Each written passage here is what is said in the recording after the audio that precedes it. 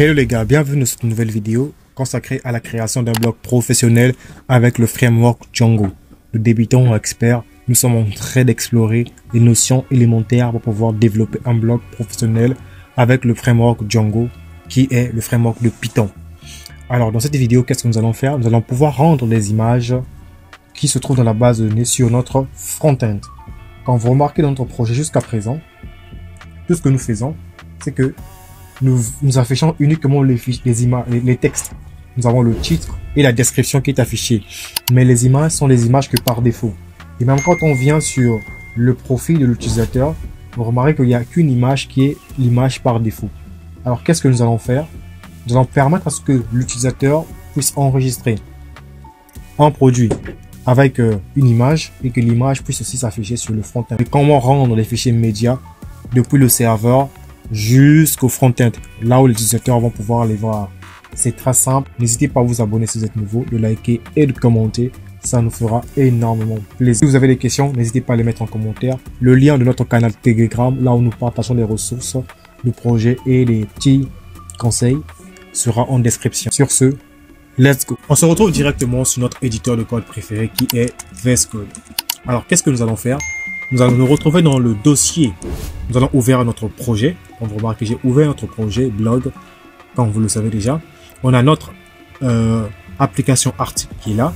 Et notre deuxième application user qui est là. Ce qui permet de gérer la logique des utilisateurs. Et là, la logique des articles. Bref. Donc, dans le dossier blog, nous allons aller dans le fichier settings.py afin de pouvoir configurer notre projet afin qu'il puisse accepter les fichiers médias. D'accord? Alors, je vais descendre plus bas et je viens au niveau, je vais voir URL statique. À ce niveau, d'accord? Si tu n'as pas entré, j'agrandis un tout petit peu encore. Je ferme ici. Alors, qu'est-ce que je vais faire? C'est très simple. Suivez ce que je vais faire. Cette configuration-là, vous le tapez aussi de votre côté. J'active le majuscule, je mets statique, root.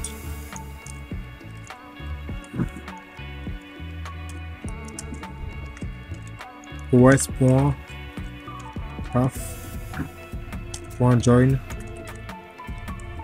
j'ouvre la parenthèse, base dire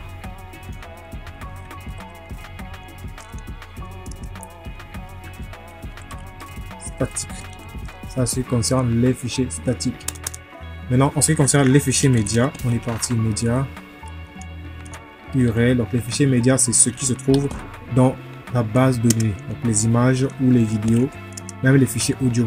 Alors ce que l'on appelle les fichiers médias ici, je vais mettre médias.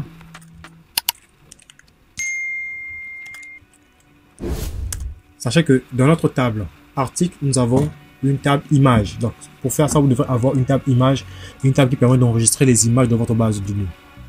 Ok, merci de ne pas oublier ça. Donc j'ajoute encore média ici. Média route. Média route, excusez-moi.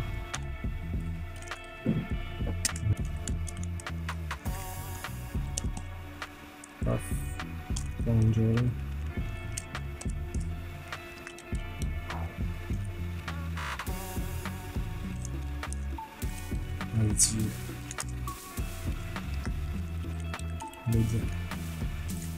Ok. Une fois qu'on a configuré ici, on va se retrouver dans un autre fichier. Mais avant, il faudrait qu'on importe OS. Donc je vais remonter légèrement mon projet à ce niveau tout en haut. Je vais mettre import OS. Et là, tout en bas, vous allez remarquer l'erreur qui s'affichait ici va disparaître. C'est le plus important. Maintenant, on a fini avec ce fichier. Je vais fermer. Je vais donc aller dans le fichier URLs. Je viens dans le fichier urls.py de mon application ici. Donc ma première application, l'application les images, le fichier urls de mon application qui concerne les articles. Alors qu'est-ce que je vais faire? Je vais lancer les importations from Django.conf.urls statique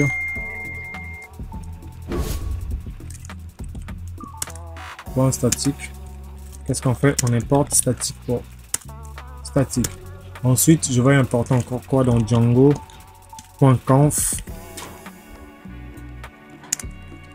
Je vais importer settings.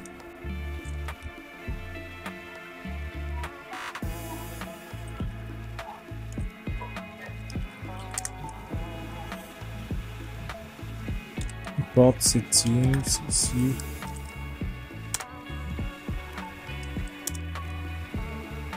Import setting. Et qu'est-ce que je vais faire ensuite? Je viens là où ce crochet là se ferme. Je vais mettre aussi le plus et je vais mettre statique. Statique. J'ouvre la parenthèse. Je mets settings. Settings.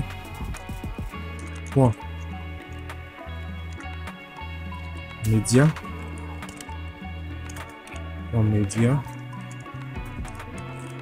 URL.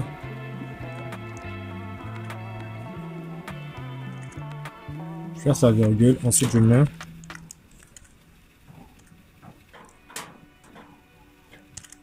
document.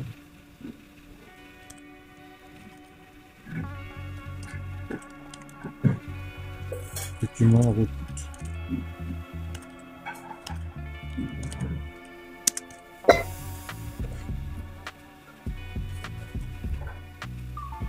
Document route.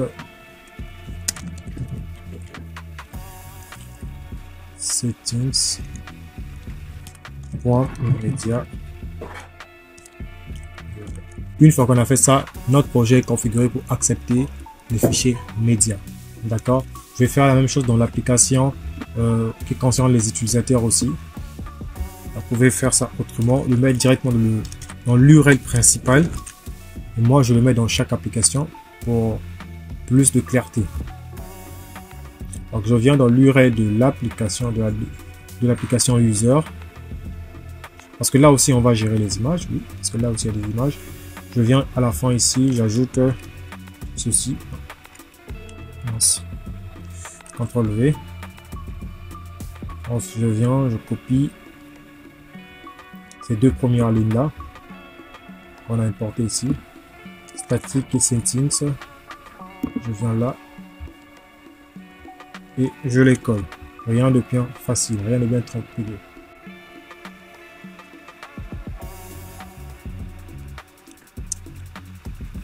Je juste le setting là. Alors je prends aussi statique.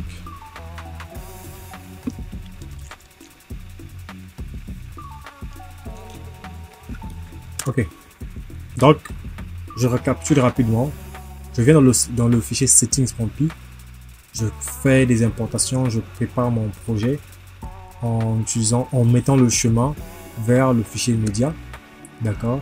Et je mets les importations dans le fichier urls.py de mes applications afin que notre projet puisse rendre les fichiers médias. On va maintenant aller dans le fichier où se trouvent les articles dans notre template.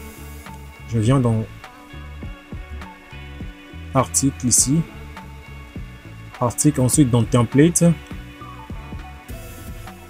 je viens dans fichier article.html. Suivez-moi étape par étape comment je suis en train de procéder, rien de bien difficile. Alors dans le fichier article.html, nous avons déjà vu tout ce qui est à l'intérieur là convenablement. On a ici l'image qui s'affiche. L'image par défaut c'est ici qu'il est, cette div là. Alors qu'est-ce qui va se passer? Je vais donc par conséquent mettre la deuxième image qui se provient de la base de données.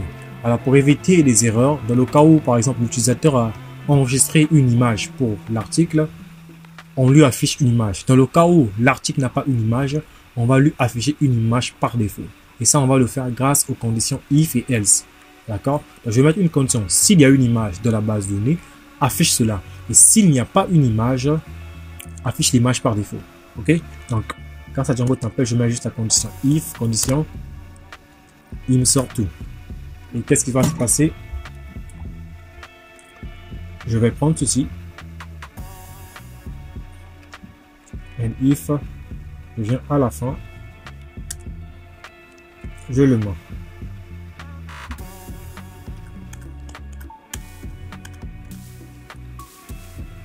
Et ceci, j'en aurai besoin aussi.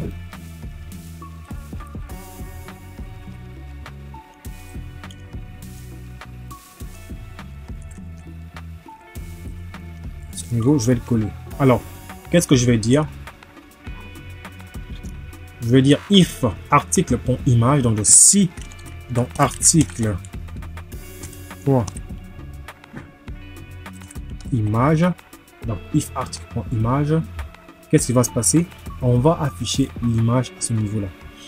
Et là, c'était l'image par défaut. Je vais enlever ceci.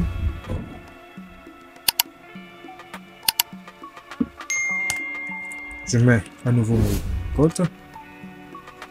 Je mets article point image point URL. Assurez-vous que image représente bien la variable que vous avez utilisée dans votre projet pour afficher les images. Ok, article, c'est tout simplement l'élément qui nous permet de faire la boucle. Donc for article. Donc si on avait mis Toto, je vais devoir mettre if toto.image. Et là, j'allais mettre toto.image.url. Parallèlement ici, toto.titre. Ça, on a déjà expliqué. Rien de bien compliqué. Bref. On a la condition if. S'il y a une image, on affiche l'image. Else, s'il n'y a pas une image, on affiche l'image par défaut. C'est ce qui se passe ici. Je vais faire le même principe aussi en ce qui concerne la photo de profil de mon utilisateur. D'accord? Je viens dans l'application qui concerne mes utilisateurs.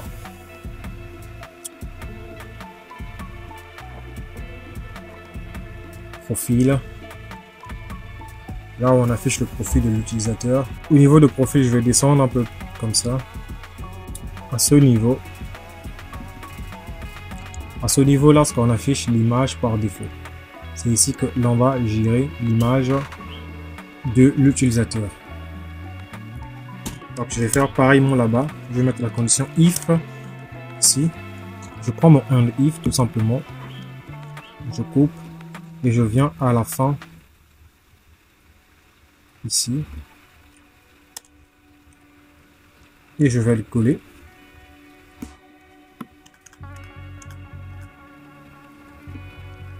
Je prends ceci.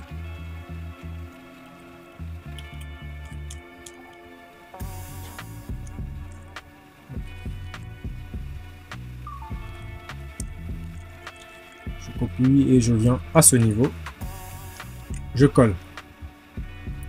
Donc, qu'est-ce qui va se passer? On a une condition if si. On a si il y a une image.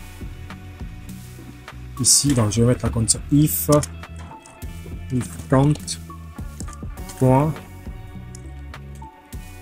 photo.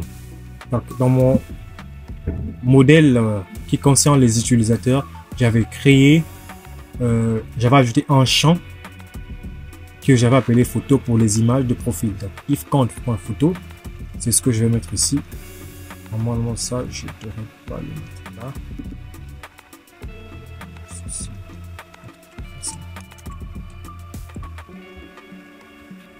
Ça c'est au niveau que je devrais le coller. Ok. Et là je vais mettre count.photo. J'espère que vous comprenez le principe. Donc à ce niveau je mets la condition if. Le template se trouve en description les gars. Là j'ai oublié de le préciser. Toutes ces ressources là se trouvent en description. If count.photo. On a l'image qui va s'afficher ici. Je vais enlever d'abord statique là. Et on va prendre l'image du serveur. Double accolade encore. Et je vais mettre count.photo. Donc, ma table photo. .url. URL. Et là, on a else. Dans le cas où il n'y a pas une image, else, on affiche l'image par défaut. Et on ferme le end if. Count représente tout simplement cette variable qu'on a mis depuis le début. Donc, s'il y a un count pour cet utilisateur-là, affiche son image, affiche son nom d'utilisateur ici, affiche la description. Tout ça on a déjà expliqué dans les vidéos qui sont passées. Maintenant que c'est bon, on va pouvoir tester notre application maintenant. Je nettoie. Je démarre le serveur Python. manage.py, run server. Ok, le serveur est bien démarré. On va aller dans le navigateur pour voir ce que ça va donner. J'actualise. Aucune image n'a apparu. On va essayer de voir les articles qui ont des images. Je passe au 2. Ok. Là, il doit avoir une image normalement, mais ça s'affiche pas. Qu'est-ce qui s'est passé? Ah, on a média / média et ensuite l'image. Il ne le trouve pas. On a média / média, on le trouve pas. Qu'est-ce qui va se passer? Donc je viens dans mon projet ici.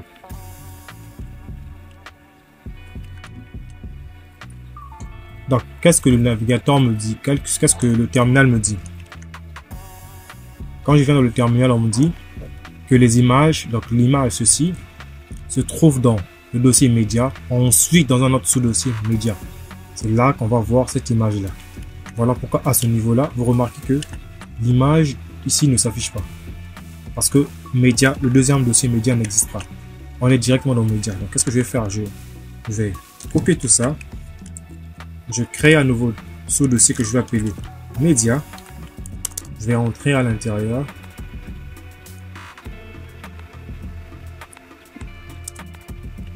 Et ensuite, je vais coller tout ce que j'ai copié là-bas. D'accord. Une fois que c'est bon, je reviens dans mon navigateur et je vais encore essayer de l'actualiser. Toujours aucun résultat. Je viens dans le terminal.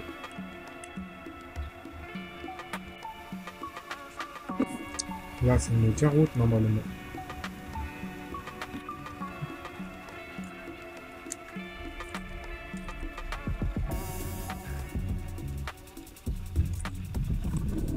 Média route ici.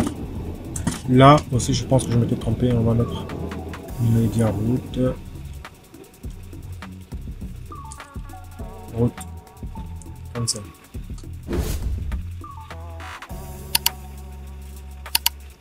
Le serveur a bien été rechargé. Je viens à ce niveau. Je vais actualiser pour voir ce que ça va donner. Et là, l'image s'affiche correctement avec succès. Parfait les gars. Donc je peux venir ici. J'ai bien l'image de mon produit qui s'affiche. Et là, si vous voyez cette image, ça veut dire que ce produit n'a pas d'image. Ou cet article n'a pas d'image. C'est l'image par défaut. En ce qui concerne maintenant le profil de l'utilisateur, je vais venir, j'actualise. Et là, on a l'image du profil de l'utilisateur. Donc là, on est connecté en tant que Jafé. Il a son image de profil. Et quand je viens ici, je suis connecté en tant que qui? En tant que PRJ. Donc je viens dans la page de mon profil. Il a aussi son image à lui. Si je viens dans l'espace admin par exemple, je vais essayer de changer à peu près l'image. Je vais dans compte. Compte PRJ. Je vais choisir un autre média.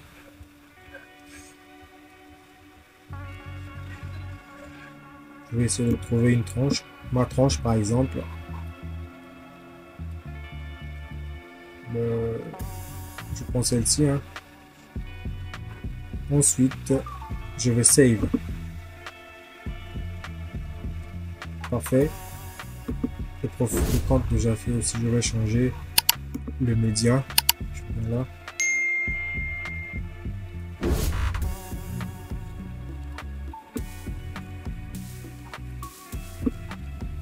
Je prends ceci. Et je save. Quand je viens, je vais actualiser pour voir ce que ça va me donner.